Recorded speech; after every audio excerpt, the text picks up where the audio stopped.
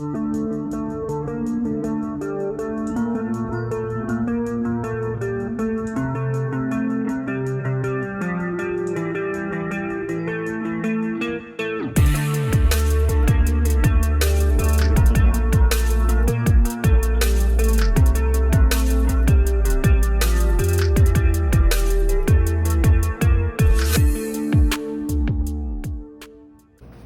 are you doing? I'm Blake. What do you think, man? This is freaking sweet, man. This is cool. Been playing around with it, trying to get it figured out.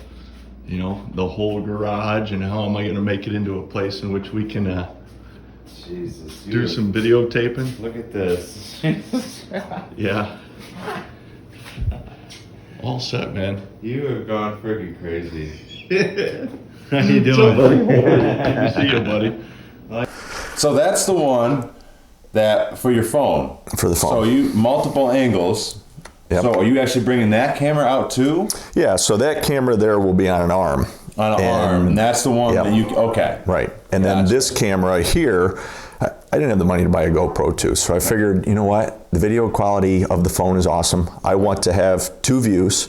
So this right here I bought, and I can attach it on to my tree stand, and then this is adjustable, so I can move it, I can turn it, That's very and it's sweet. spring loaded. Mm-hmm.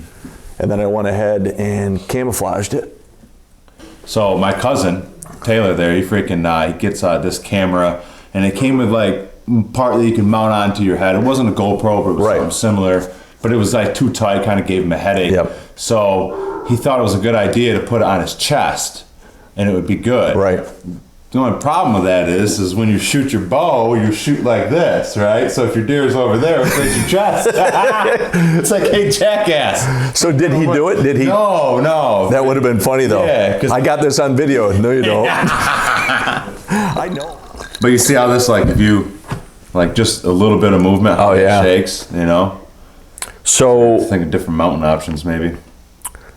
you're right. If that's attached to my tree stand and I move the slightest, so what about on my top of my climbing stick, the highest climbing stick? Yeah. Because I bet you can even turn it sideways. Guess that depends on like how high your climbing stick is, because then you'd be down here. But still, it doesn't matter what the angle is, right? I can put that on the climbing stick right there. Right. Just have it high enough that if I don't have the remote, because I have a remote for this, Right. that I can reach down and just hit it to turn it on. Right. So the only issue that I've had with this so far is the last time I put it on there, I called 911. Yeah. And as soon as I did it, I couldn't get over there to click it off quick enough. So I walked away from the phone. About 10 seconds later, they called. I'm like, no, sorry, I screwed up. So I got to be careful with the buttons on my phone so that I don't hit 911 again. I'm just going to grab my backpack. But before I do that. Uh-oh. Got your mic'd up. Free. You didn't camouflage that. Deer can see lime green, man. Come on.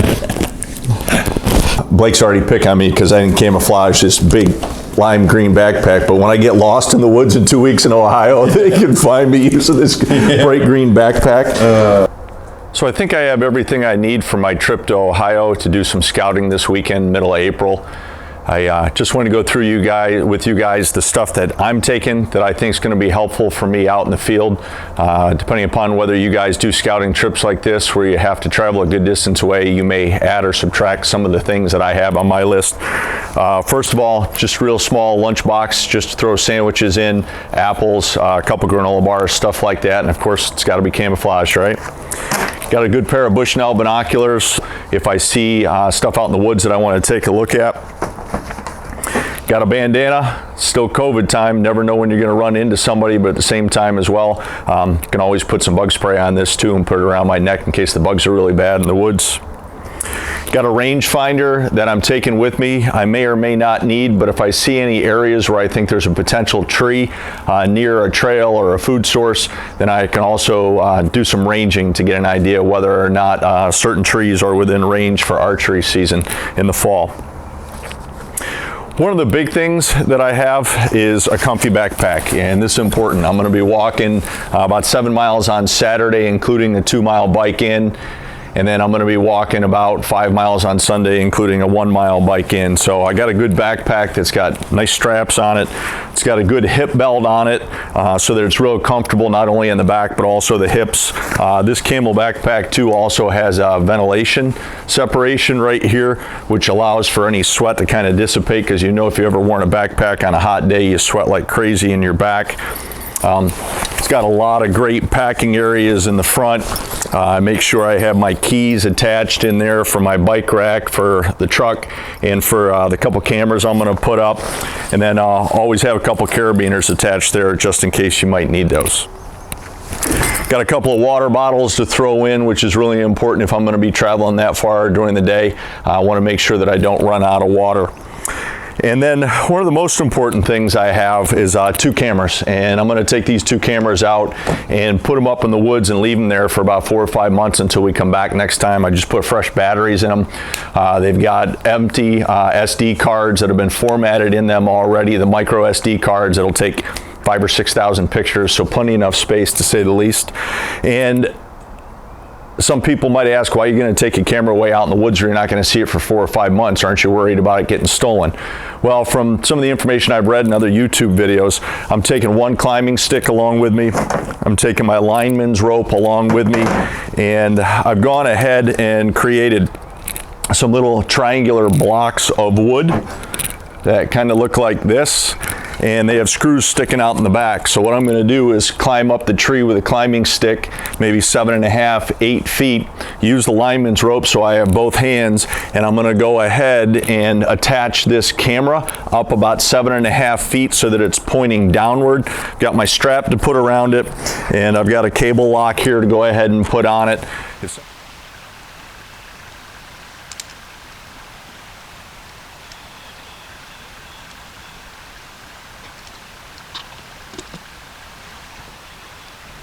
You see this funny contraption here in my bike.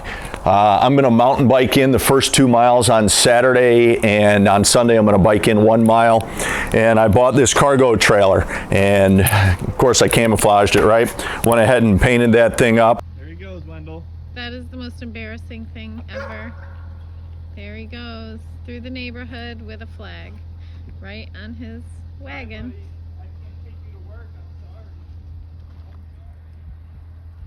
He's so happy. Thing up, and I'm going to pull that behind my bike to pull the backpack and the climbing stick and anything else. When it gets time for archery season, I'll be able to put my hang-on stand in there. I'll be able to put all 4 climbing sticks in my backpack. Just make it a lot easier to get stuff out in the woods and try to get out away from people. Public hunting, you're going to run into people, but I want to do a lot of public hunting where I'm trying to get as far away from people as I possibly can and make the most of trying to find some deer that aren't as pressured.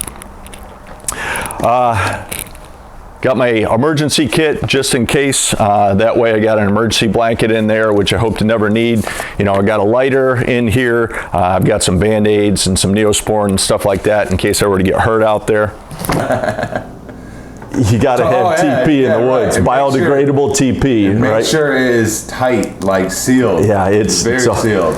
Who knows? I mean, I'm going to be walking seven miles one day and 5 the next. That's the last thing I need to do is not have the TP for. Right.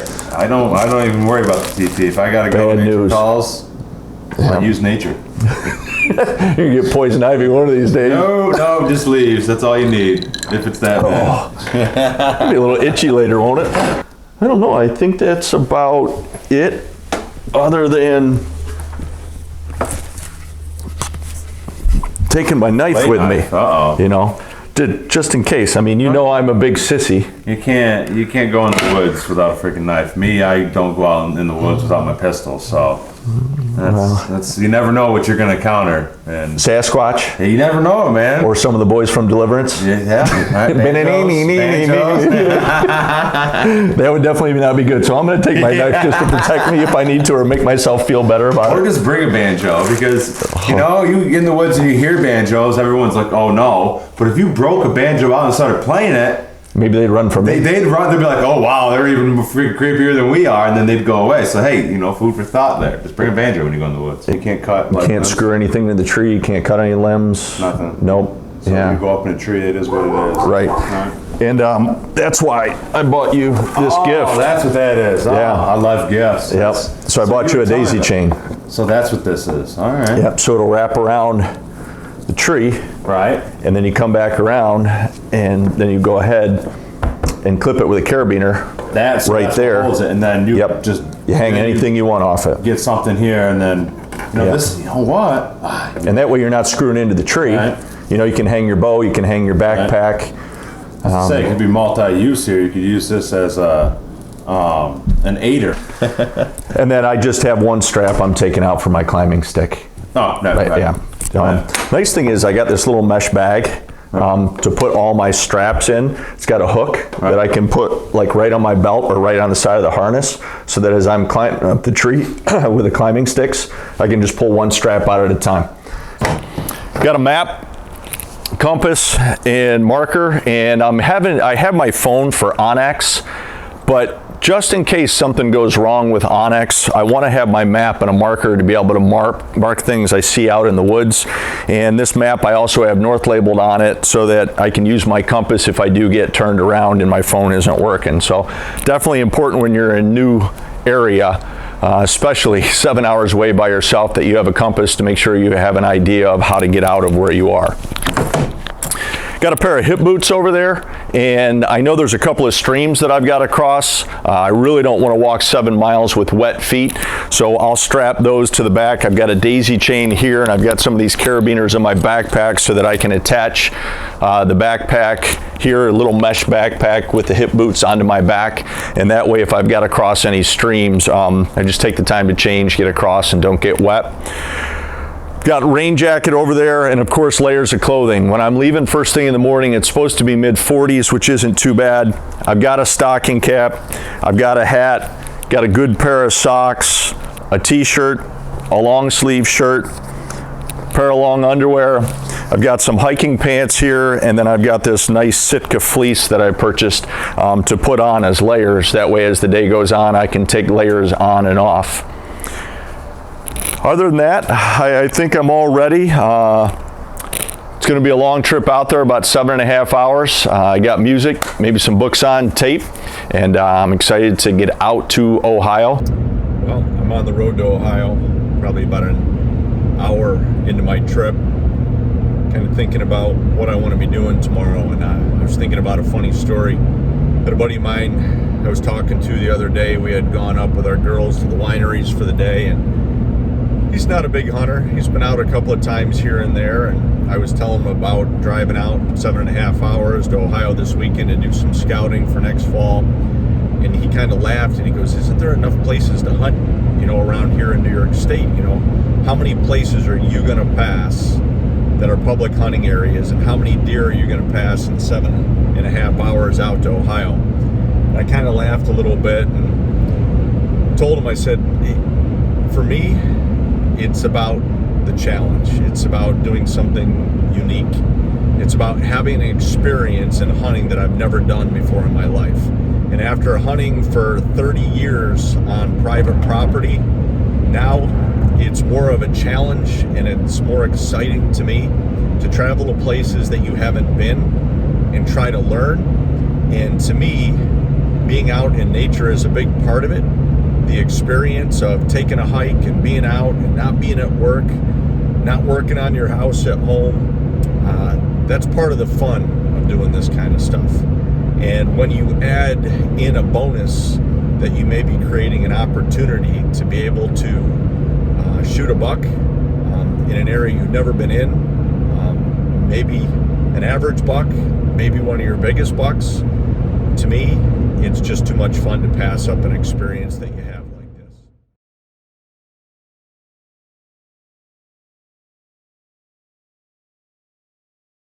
So when I talked to him about it, he began to understand, and he began to relate it to his hobby of, golfing, and golfing at different courses and having new experiences with new people in different areas. And I said, that's exactly what it is for hunting for me. So that experience for you, whatever it is for you guys, doesn't matter what other people think is important. If it's enjoyable to you and it's worth your time to go out and do some pre-scouting and go to new places, then you do it, because it's your enjoyment and it's your fun. And that's my plan this weekend. I'm going to make the most of 2 days out in Ohio on some new property, and I'm going to enjoy being outside in nature, and hopefully it's going to pay off with some good hunting opportunities when we go back in November. Where I want to be out and on my bike probably about a half hour before sunrise, and I want to be into the area and off the bike and starting to walk by the time the sun comes up, and I want to take my time. Take advantage of those daylight, man. I want to go super slow. I don't want to be in a rush on Saturday. You can't. I want to be able to plot everything on the Onyx maps from the stuff we've already plotted on the computer from Topo Maps at home. And to me, it's not to shoot the biggest rack. Like I don't really care. Like we talked about, like what we're gonna do. Like when we go out there, and like I can sit there and tell you that, you know, I'm only gonna shoot something that's like this big or bigger. And then the first day this guy walks by, I'm putting an arrow. My brain and body does something weird when I see a deer. It can be a doe. It doesn't matter. I just love the thrill of hunting, and that's gonna be the hardest thing for me. Is, you know, you drive X amount of hours out to a spot to hunt, and then you get, you know, this guy walking by that most everybody would pass on the first day. Yeah, I probably won't. That's just who I am. So, but you know what? A trophy is different for everybody that's out there, and that's what we're trying to do as the average hunter. Is it doesn't matter how big the deer is. It's the experience. It's sharing with people. It's knowing you put all that work into it, and all that effort you put in pays off. Maybe as we learn and we go through this process, understanding how to mobile hunt appropriately, then we're going to begin to be able to get into bigger buck more often. Okay, let's take a break. Done. Done. That's not bad. You show no. You know, I sit there and like thinking, you're too stiff, like, you know, arms like. I almost did it again. Again, man. We're gonna have to. You have to have a sign right here. Take off mic, dummy, dummy. No, seriously, you need to. I just want to touch base real quick, since I'm going out and you're not going out, what I should be looking for. Deer shit. That's what you look for. You look for deer shit. Fresh poop. Obviously, we've already looked at our topo maps and aerial maps. We figured out the public land we're going to hunt in Ohio. I want to know exactly what I should be looking for. I mean, we've got a ton of information on this map right now, and I think the longer we do this with Onyx, we're going to understand it's too much information. Right. But this first time doing it, you know, we really didn't know.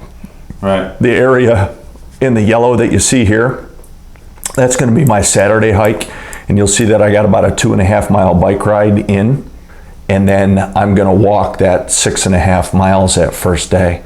So, you know, we've got pinch points labeled, we've got possible stand locations labeled, we've marked down here where there's edges between clear cuts and hardwoods, and between the hardwoods and between pines. So, I don't know, I guess we got to figure out what I should be looking for and looking to map on this as we're moving forward. Let's go back to the very beginning when you said that you got your 2.5 mile bike in. Mm-hmm. Now, is that going to be what we do when we go up in November? Is this a spot that we're going to be parking and going in to hunt? Or? Well, I think what we're going to do is, because we're coming from the place we want to hunt, I'm going to come from the west on Saturday, bike in, and I'm going to come from the east on Sunday morning. Okay. So I'm see what's a better just avenue. to see which one is better coming in. Well, I think that's going to help for me going before the leaves are on the trees. Right. You know, I'm going to be there in the middle of April, and I should be able to see those thick places, especially if I'm on a ridge looking down into some ravines and valleys, and be able to get an idea how thick it is. And that may change my path of where I walk, so I don't go into some of those thick places, but instead I walk the edges. And I look to where there's some deer trails coming out of those edges. Yep. One of the things that I do want to do when I'm in those valleys, though, is I do want to parallel the stream as much as possible to see if I can find those areas where there's some pretty heavily used deer trails that are coming across creeks. I came down out of this pine bedding area up on this ridge. There's this big trail that comes down and across this creek. and then goes back up the other side. There's a bunch of white oaks in here. There's water. There's some rubs up the creek a little bit. There's cover for them, both in pines up at the right and also pines up on that ridge. What I'm going to have to determine, though, is whether or not this is a place that I can hunt based on winds and how I would get in here. But definitely a possibility to at least look back at on the map again and come back in here early fall and then into season and see if there's any fresh scrapes or rubs. Obviously, you know, I'm going to be trying to find places where I find a whole bunch of rubs or scrapes together, old rubs or scrapes. Right. Try to look for ones that are fresher from last year instead of ones that maybe it's a tree that's healed up 3-4 years ago. But who knows? Like in New York State the other day, I found an area where I found both fresh rubs and old rubs, right, all within like a 40-yard area where I know that buck or bucks have been using that area over a certain number of years. Yeah. I've been following this deer trail that comes down parallel to this creek. I came upon this huge scrape right here. Oaks in this area. But again, tricky with the winds. Definitely have to have the right wind direction, and definitely concerned about being skylighted with the deer being in the valley and you being up in a tree. So again, a possibility to come back in the fall and take a look. There's definitely some options. You know, a beach up there that maybe sit low against the bank. I'm in a valley bottom where two creeks come together to meet up with one. And there's deer trails crisscrossed everywhere through here. Nice green grass for them to feed. Trail is just beaten down. Old rub on this huge tree right here.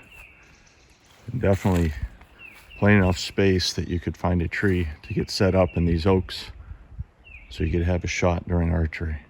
We're hunting areas that are the furthest away from roads just because we want to hunt and be in the woods, right, and not run into a million people. Does that mean we're not going to run into people? No, realistically speaking, we know. Right, there's a lot of people out there who are going to do We're going to be in there in the heat of the rut. Right. We're going to run into people. So one of the things I know Blake and I are a little bit different on is I tend to want to hunt some of the thick areas, right off streams and water areas, and some of the ravines that are coming up. And you tend to kind of like the ridges a little bit more, the oak ridges. I don't like hunting big by water because it makes me have to piss a lot. Either, man. So if you're looking at the ridges, I think the big thing is going to be us focusing on predominant winds and having options. Right. So if you got a ridge, yeah, obviously west winds are more predominant than anything in the U.S., especially the Northeast. But if we can have a couple areas where we're looking at one part of the ridge we're hunting a southwest wind, right, and the other part of the ridge we're hunting a northwest wind, then depending upon what the wind is that morning, we've got a couple options where a stand may only be 100, 150 yards away from each other. Right.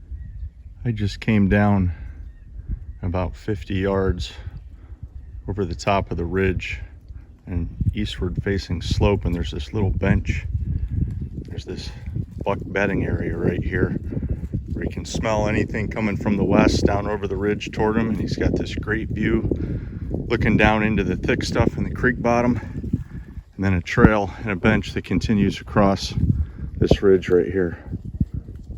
Bedding areas is a huge thing too. Right. You know, if you can find some good bedding areas, they usually, I don't think, change that much. Right. You know, so I think that's a really big thing, is to try to find as many bedding areas as you can. Okay. Mark those. Yep. And then you find a bedding area and you look around, see, okay, where would I go? You know what I mean? Yeah, and I think a big part of what you're saying too is not only bedding areas, but can we find a place where we can put a tree stand that's in between two bedding areas? That's the toughest thing without where you're going to get buck coming into one bedding area, check out the doe in that area, and then they're moving to the next bedding area. Right. And if we can be in a tree which is in between those bedding areas, you've already put yourself in a great position where those buck are going to be transitioning during the rut all day long. Right. Get the freaking camera on that. Just got everything packed up after getting out of the woods today. Feet are a little sore, shoulders a little sore. I did 7.9 miles hiking, 5.5 miles biking, and 6.5 hours in the woods.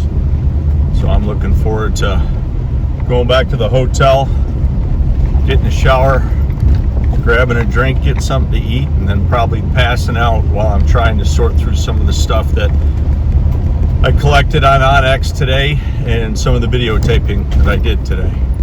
But overall, it's a great day. I even got done before the rain came in. Sponsored by tequila.